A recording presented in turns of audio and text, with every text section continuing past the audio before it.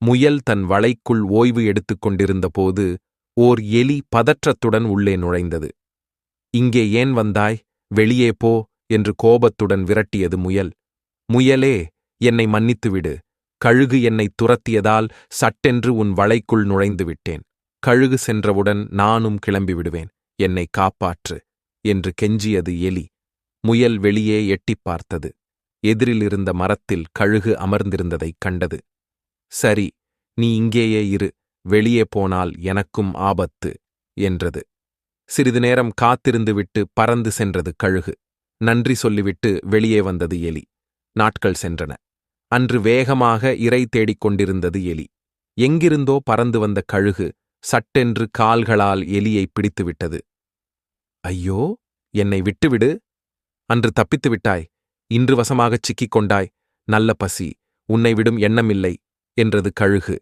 எலியின் மனதில் ஓர் எண்ணம் தோன்றியது. என்னைச் சாப்பிடுவதால் உன் பசி அடங்காது. முயலைச் சாப்பிட்டால் ஒரு வாரத்துக்கு நீ இரை தேட வேண்டாம். என்ன சொல்கிறாய் என்று கேட்டது எலி. முயல் என்றதும் கழுகுக்கு ஆசை வந்தது. நல்ல யோசனைதான், உன்னை எப்படி நம்புவது என்று கேட்டது. உன்னிடமிருந்து தப்பிக்க முயலிடம் தஞ்சமடைந்தேன். அதற்காக வாழ்நாள் முழுவதும் நன்றி சொல்லிக் கொண்டிருக்க முடியாது. எப்படியும் முயல் எந்த விலங்குக்காவது இரையாகத்தான் போகிறது. அன்று கூட நான் வலைக்குள் நுழையாவிட்டால் முயல் வெளியே வந்திருக்கும். உன்னிடம் மாட்டியிருக்கும். அதனால் முயலை மாட்டிவிடுவதில் எனக்கு ஒன்றும் வருத்தமில்லை. சரி, முயலை நான் பிடித்துக் கொடுத்தால் இனி வாழ்நாள் முழுவதும் என்னை நீ இரையாக்கிக் கொள்ளக்கூடாது.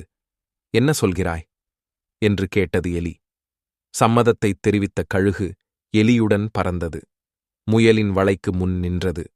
ஆனாலும் தன் பிடியை விடாமல் எலியை இறுக்கிப் பிடித்திருந்தது. என்னை விட்டால்தான் உள்ளே சென்று முயலை அழைத்து வர முடியும். இப்படி பிடித்து கொண்டால் எப்படி முயல் வெளியே வரும்? என்னை விட்டுவிட்டு நீ கொஞ்சம் மறைவாக நில். கழுகு பிடியை தளர்த்தியது. எலி வேகமாக வலைக்குள் புகுந்து கொண்டது. என்ன, மீண்டும் இங்கே வந்துவிட்டாய்? கழுகு துரத்துகிறதா என்று கேட்டது முயல். ஆமாம், எப்படிக் கண்டுபிடித்தாய்? பதற்றத்துடன் ஓடி வருவதைப் பார்த்துதான் கேட்டேன். இப்படி அடிக்கடி நீ இங்கே வருவதால் எனக்கும் ஆபத்து அதிகம் என்றது முயல். என்னை மன்னித்துவிடு. உயிரைக் காப்பாற்றிய உன்னை நான் என்றென்றும் மறக்கக்கூடாது. ஆனால் இன்று கழுகிடம் எதிர்பாராமல் சிக்கிக் கொண்டதால் உயிர் தப்பிக்க உன்னை மாட்டிவிடுவதாகச் சொல்லியிருக்கிறேன். எனக்கு வேறு வழி தெரியலை என்று நிறுத்தியது எலி. அடைக்கலம் கொடுத்த என்னையே மாட்டிவிட்டு விட்டாயா என்று முயல் கோபமடைந்தது. ஐயோ, சொல்வதை முழுமையாகக் கேள். நாம் இருவரும் கழுகிடம் சிக்கக்கூடாது. வாயிலில் கழுகு காத்திருக்கும்போது எப்படிச் சிக்காமல் இருக்க முடியும்?